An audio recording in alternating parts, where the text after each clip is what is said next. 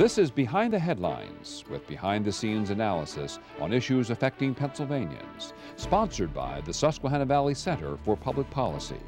Now, here's your host. Hi, from Philadelphia to Erie and from Pittsburgh to Scranton, it's Behind the Headlines. I'm Charlie Greenewalt, Senior Fellow of the Susquehanna Valley Center for Public Policy, and I'm joined as usual by my co-host, Maura Donnelly. Welcome, Maura. Hello, Charlie. Why, today it's that time of season. Fall is upon us, and elections are getting closer and closer. They are, yeah. And are you able to find anything on your television at night except political ads? I got rid of cable, so I totally streaming now, and you can avoid most of the ads that way. But don't tell anyone. Oh, okay, all right.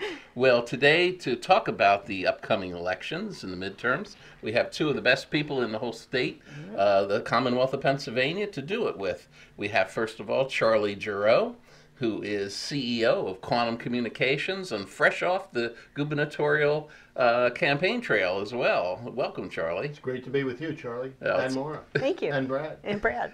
Good to see you survived the competition. I did. A few battle scars, but I'm doing well. And we have with us Brad Bumstead, who is one of the most senior and knowledgeable reporters in Pennsylvania about politics and elections. Brad is the Harrisburg Bureau Chief for the Caucus and for Lancaster Online. Brad, will you tell us what the Caucus is again for viewers who are first-time viewers? Sure. It's a watchdog publication on state government, do investigative reporting, to expose different problems that exist, and to tell people things they didn't know were coming up. For instance, a recent issue dealt with the 8% pay raise for legislators, judges, and certain elected officials that most people weren't aware is coming, but it's because of inflation. So they can thank Joe Biden for the increase that's going to legislators that'll put them up to $103,000 a year, over $100 for the first time. Wow. My. Yeah, I don't believe many people many voters know that. No, I don't think they do. But it's a pleasure to be here with Charlie, who acquitted himself well on the campaign trail, I thought. Thank you, Brad. In all the debates, you know. The debates are an important part of the process, and I'm looking forward to the debates this fall. Do you think we'll see one in the governor's race? I hope so. I mean, the people of Pennsylvania have the right, Brad, to hear the candidates up close and personal, unvarnished, unscripted, without their 30-second ads on television, and without somebody breathing in their ear what to speak. They have the chance and should have the right to see what candidates are really all about, and I think that's what you see in a debate.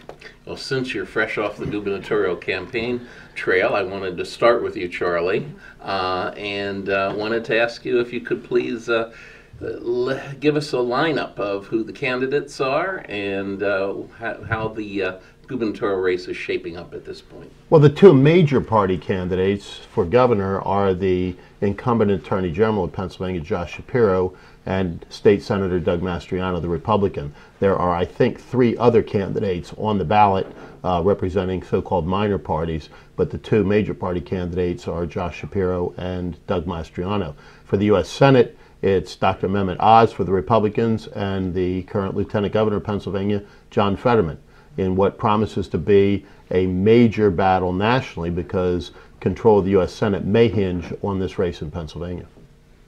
So let's talk first about the governor's race. There are a lot of different issues that are being thrown around.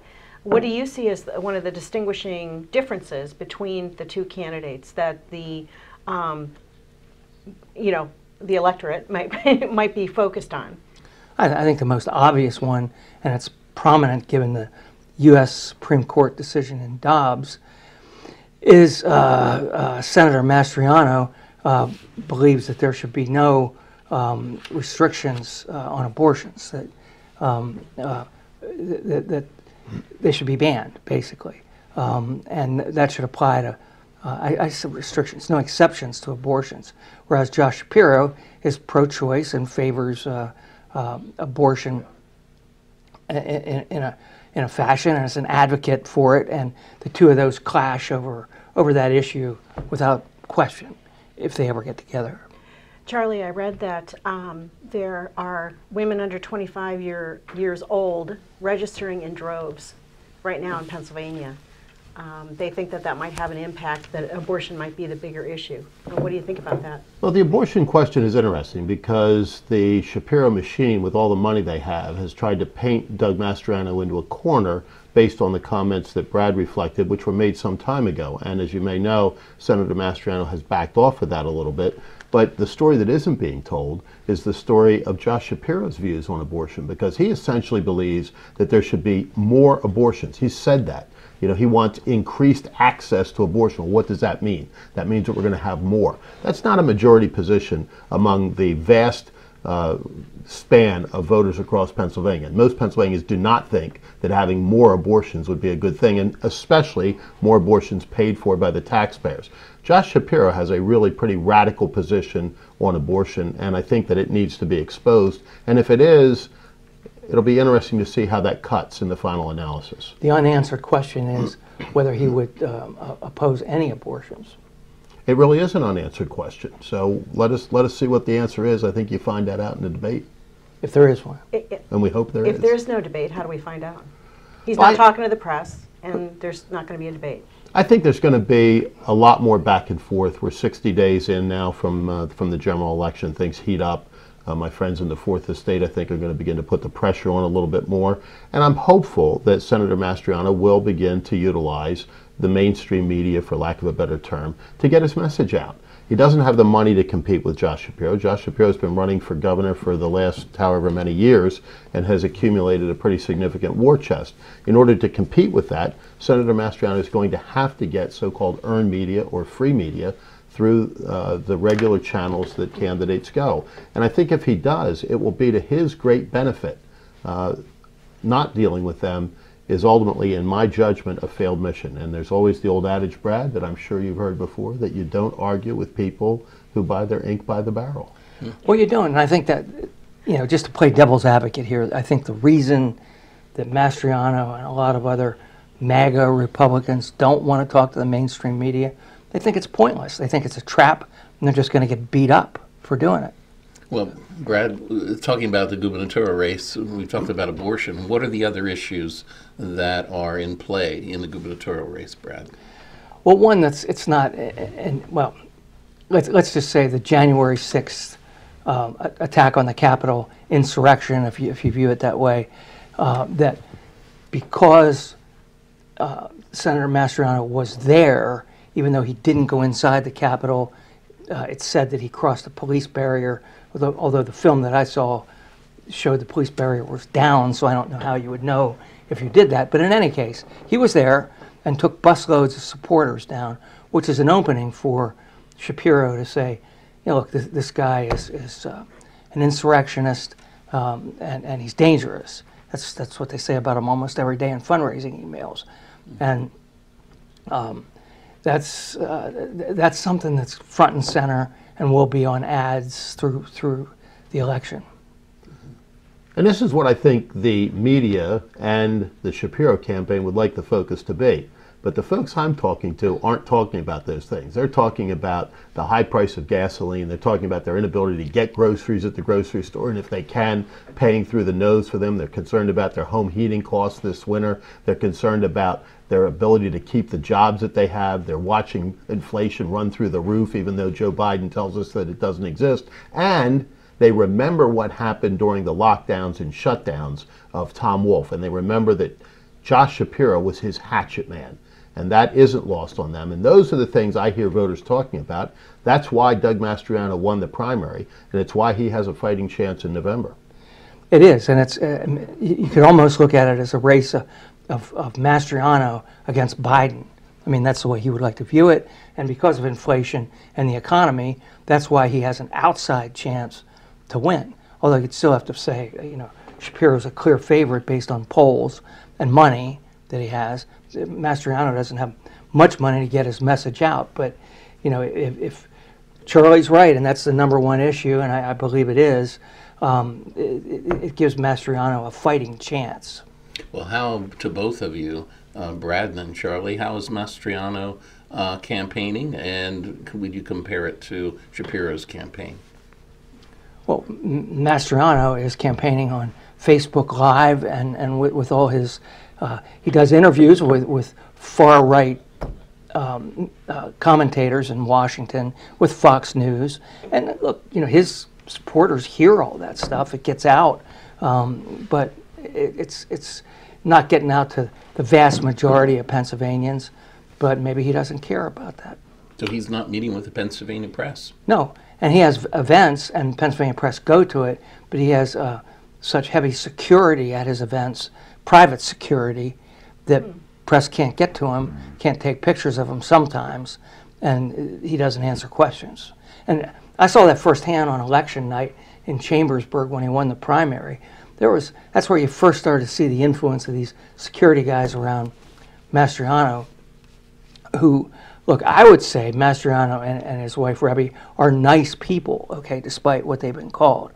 But here they are, they're surrounded by these guys with their earpieces that look like Secret Service, and they had a guy standing right in front of all the press row so we couldn't get up and go talk to him. That's not cheap, No. having that kind of security. Although I think a lot of that early on was volunteer, Okay, but I think now they're paying for it, interesting. I believe. Interesting use of campaign funds. And one of the things that Senator Mastriano is doing is every day going to the voters directly, and his campaign thinks that that's enough. Bluntly, I would disagree with that, because you can't get the 13 million people in the course of a campaign. But he is out there aggressively going after individual voters in small towns across Pennsylvania on a bus that he's been driving around in now for several months, and I think with some effect. And Brad is correct. He's got a huge social media audience that he talks to every day, and those are his foot soldiers and those are his ambassadors. So in terms of the grassroots activity of the campaign, the Mastriano campaign far outweighs what Josh Shapiro is doing. And let's be clear about Josh Shapiro. He's been running for governor for probably 20 years. He got elected to the Pennsylvania legislature. He immediately began running for county commissioner. People said, well, you finished your term? Well, you didn't want to talk about that. Got elected county commissioner, and the same question came up. Are you going to finish your term? Well, he didn't want to talk about that because he was running for attorney general. And when he got elected attorney general, he began running right away for governor. And during the last campaign, his re-election for attorney general, the number one question was, will you finish the term? Will you do the job you're asking the voters for? And he refused to answer. Well, we know why, because the second his hand came down from taking the oath, he was off and running for governor. And he's been trotting around the state on a very regular basis, not doing his job as attorney general, with security paid for by the taxpayers. Well, and it's rumored that this is just another stepping stone, too, so he's going to have some answers. There's no question about that, Mar. Yeah. He's made very clear, Yeah. since he was in junior high school, I think, that he wanted to be the first Jewish president. And in order to run for president of the United States on the Democrat ticket these days, you have to be as far to the left as you can humanly get. So people ought to realize that if Josh Shapiro is elected, he's going to move so dramatically to the left that it's going to make heads spin. He will be the most liberal governor, progressive governor, woke governor, far left governor in the country. Although he's not there now. One would say he's been Pretty much. Oh, of course not. He's running for office, Right, Brad. You left know, of center. but But still, so is John Fetterman, and he doesn't, and he's pretty extremely left. So, but John's not running for president. No. Josh Shapiro is. Yeah. And on that note, we're going to take a break here, and we'll be right back in a minute. Behind the Headlines is brought to you as a public service by the Pennsylvania State Association of Township Supervisors, the largest, most influential municipal association in the Commonwealth. Since 1921, PSATS has been preserving and strengthening township government and securing greater visibility and involvement for townships in the state and federal political arenas. Covering 95% of Pennsylvania's land mass, townships represent 5.5 million residents, more than any other type of political subdivision in Pennsylvania. Additional underwriting provided by the Worrell Corporation Foundation, based in Carlisle, Pennsylvania, by the Edward H. and Jeannie Arnold Foundation, and by the Pennsylvania Manufacturers Association. Business in Pennsylvania is our business. Behind the Headlines is also supported as a public service by the Pennsylvania Highway Information Association, the go-to source to learn about transportation projects and issues. Visit pahighwayinfo.org. And we're back with Behind the Headlines. On this part of the program, Mara, you want to turn to, let's talk about the U.S. Senate for a little bit. Yes. Brad, can you tell us a little bit about the background of these two candidates that we have, two major party candidates? Sure. John Fetterman was mayor of Braddock, a small town in western Pennsylvania, a tough town, as he notes in his ads. And he after that, ran for U.S. Senate before finished third in a primary, which gave him some, impetus to go further and run again. He runs for lieutenant governor first, gets elected, and he still is the state's lieutenant governor. As lieutenant governor, the first thing he did was go on a listening tour of Pennsylvania about marijuana, whether he thinks people believe it should be legalized. Well, you could do a poll and find that out a lot sooner and a lot less, probably less expensive than that. But in any case, that's who he is, and he is far left. If Mastriano is far right, Fetterman is far left. Dr. Oz, of course, 15-year TV personality, made by the shows that he was on, but especially he had his own show actually, and he was a heart surgeon. He's retired now, but apparently was a well-established and well-respected heart surgeon who also did a little business on the side with different concoctions that he thought were helpful to people, and sold those. And he was in a crowded primary for U.S. Senate, and it became a brutal two-way contact test with Dave McCormick, a Wall Street CEO, a hedge fund operator. And the two of those just battered each other to the point that when he came out of the primary, Oz was, beat up pretty well, and his negatives were sky high. So he started off with that, which was sort of hard. Fetterman didn't have nearly as hard a race as people thought he would with Representative Connor Lamb, and it didn't. So he came out of it pretty good and came out of it with momentum. So the polls early on showed Fetterman leading Oz by as many as 11 points, but it since has narrowed. Charlie, the other day, Fetterman stood up at a rally and he displayed a new T-shirt that he hopes his followers will wear, and it said "Fetter Woman," and he introduced himself now as John Fetterwoman. Is this part of his? He's trying to appeal to females. I missed that. This is the woke culture upon us in massive ways, Charlie. Brad laid out the story pretty well. The thing that's interesting about both John Fetterman and Mehmet Oz is that they both have won very, very tight elections. John Fetterman was elected mayor of Braddock by a single vote, and it might be remembered that when he got elected lieutenant governor, he beat the incumbent lieutenant governor of Pennsylvania in a Democrat primary. So they've had some tough elections. Oz won the primary by less than 1,000 votes, and he not only was beat up a little bit through that process, and I think it's important to note that Dave McCormick came out immediately in support of Mehmet Oz and has been very, very helpful to that campaign, as has Jeff Bartos, who I think is now his campaign chairman. Fetterman and his folks were able, in the early days of summer, to define Mehmet Oz as a carpetbagger. And it's never good when your opponent is defining you before you define yourself. That's switched a little bit, because now the emphasis and the focus is really on the health of John Fetterman, who had a stroke just before the primary election and has had difficulty in recuperating from that stroke. And while every Pennsylvanian wishes him a full and complete recovery and pray for that, the people of Pennsylvania have a right to know exactly what his condition is. And I think that if the Oz campaign takes this issue on in a serious note, and bluntly, they haven't done that yet. They've had all these snarky little back and forth. Too much, yeah. And the Pittsburgh Post-Gazette described it as cruel. And I don't think that was too far from the mark. These are young people that are having fun with a campaign, but there's that great line from the American president, this is serious business.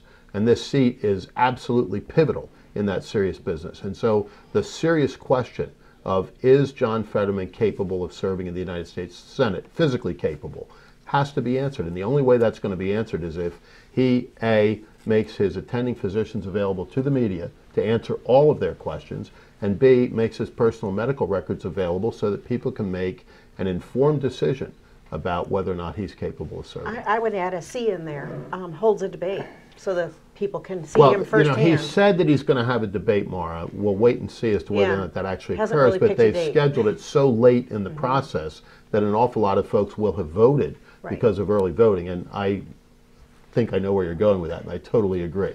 Yeah, I think that's an issue, doing it so late. The big issue in this particular campaign is control of the U.S. Senate, isn't it, guys? Absolutely. And what will happen if Oz wins? What will happen if Fetterman wins, Charlie? Well, if Oz wins, the Republicans hold a seat. There's no pickup there. It's a seat held by Pat Toomey right now. So it's simply a hold. And that's one of the problems for the Republicans nationally right now. As you know, not all the senators are up for election. Only a third of them are. And the ones that are up for election right now, by and large, are Republican holds. So if Oz wins, you have a net zero. If Fetterman wins, the balance tips to the Democrats in the Senate, and you've now got to pick up 2 seats in order to get a gain in what is now a tied situation in the U.S. Senate.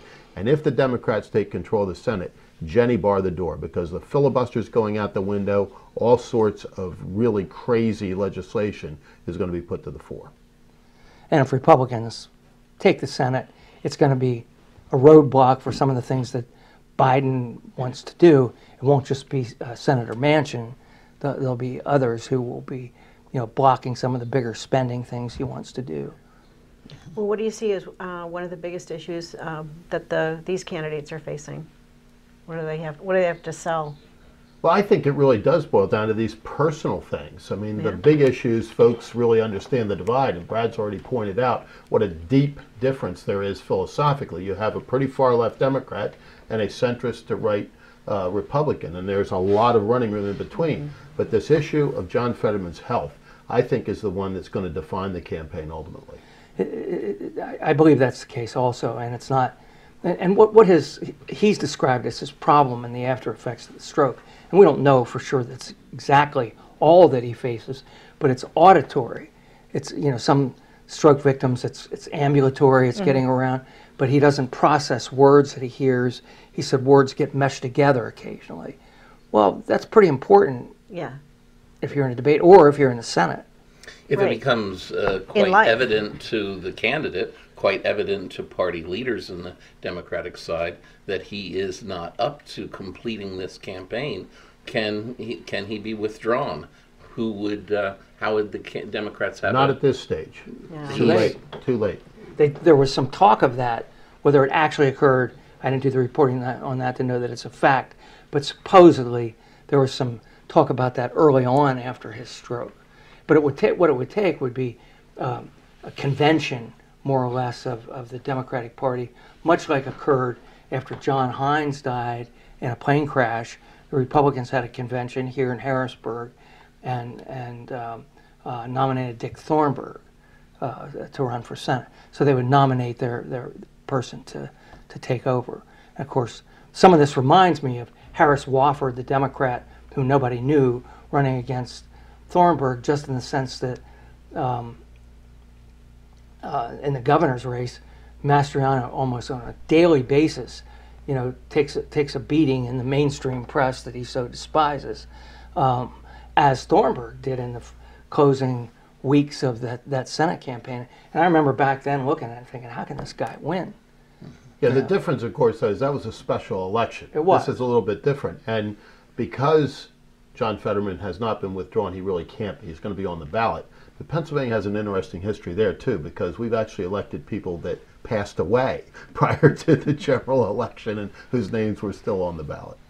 Well, Charlie, do you think that Pennsylvania, that a candidate can successfully present himself and be elected presenting himself as someone who's symbolized by tattoos and a hoodie? And we compare that to John Hines, who Brad just mentioned. There couldn't be a more stark contrast between Senator Hines from Western Pennsylvania and John Fetterman from Western Pennsylvania. And he's not from Western Pennsylvania, he's from York County. That's true. That's true. Well, I mean, look, he's an unconventional candidate, and that's frankly his quote-unquote shtick, and it's been very successful for him. He's it's done working very for well him in the for polls so far. And it's worked Yeah. for him, and you know, people say he looks like the doorman at a biker bar, but he does have a Harvard degree. So I mean, there's a little bit of woof and wove to John Fetterman, and he is a compelling candidate to a lot of folks. Yeah, and it's a segment of the population, working class folks, others, you know, think that they like that. I've heard people comment on, yeah, so he's different. He's different than most politicians. But I have friends who are pretty conservative who think he's going to represent us in the Senate. Are you kidding me? Dressed like that? I mean, it's just how he's dressed. I'm not criticizing it, but.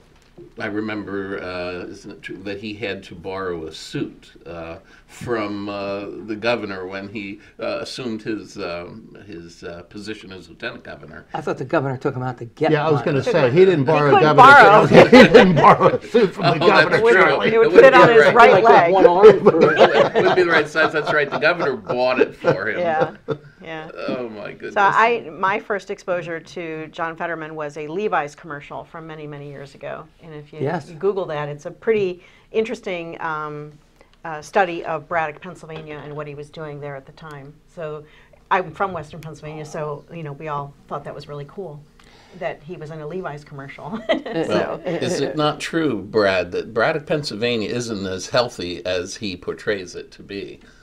Today? Yes. I don't know for a fact. I'd love to do a story and look at the data and the figures on that. But I have a good friend who knows a lot about Braddock and had been there, and he said, you drive down the street in Braddock, it's not much different than it was 10 years ago. Yeah. And of course, you know, Fetterman wears it as a badge of honor that he was mayor in this tough little town, and he says Dr. Oz wouldn't last an hour there Yeah. in one of his ads. Right. Nobody would. I'm sorry. It's still a tough little town. So Well, it is, but an hour, I think, you know, I'm surprised Fetterman hasn't used that as an opening to go out there Yeah. for an hour and set up a camera. Tell us about Braddock. You're a Western no, Pennsylvania. I have to ask my one question of Brad before we sign off here And today. we have 30 Yes. seconds, 45 seconds I always left. ask you, do you have any bombshells coming? Is the caucus working on anything? Oh, we're working never on some tells things, me, but- and not like the bombshell before that you asked about that I gave you a little piece of, but we're working on some things that are explosive but not bombshells. Okay. that's Charlie, good. might That's we good. see Something you to look back on forward the to. campaign trail anytime soon? Well, I'm helping out some other candidates. That's going to be my involvement on the campaign trail. That's great. And on that note, we want to conclude this show and thank you for tuning in today and invite you back next week for another show, Behind the Headlines. We'll see you then.